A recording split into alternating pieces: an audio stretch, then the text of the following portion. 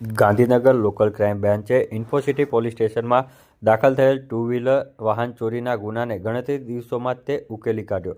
Gandhinagar local crime બ્રાન્ચની team અલગ અલગ વિસ્તારમાં પેટ્રોલિંગમાં હતી. તે દરમિયાન તેઓને ચોક્કસ બાતમી મળી હતી કે ધરમવીરસિંહ કમલસિંહ ભદોરિયા, જે ગાંધીનગરના ભાઈજીપુરા પાસે રહે છે અને મૂળ તે મધ્યપ્રદેશનો છે, હાલ તેની પાસે એક શંકાસ્પદ બાઇક છે.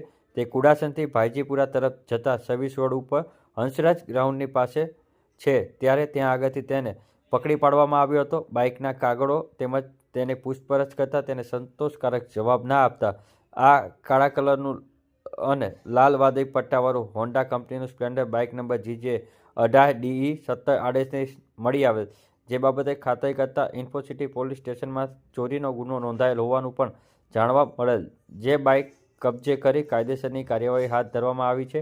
આરોપીને ઇન્ફોસિટી પોલીસ સ્ટેશન ખાતે સોંપી વધુ તપાસ હાથ ધરવામાં આવેલ છે.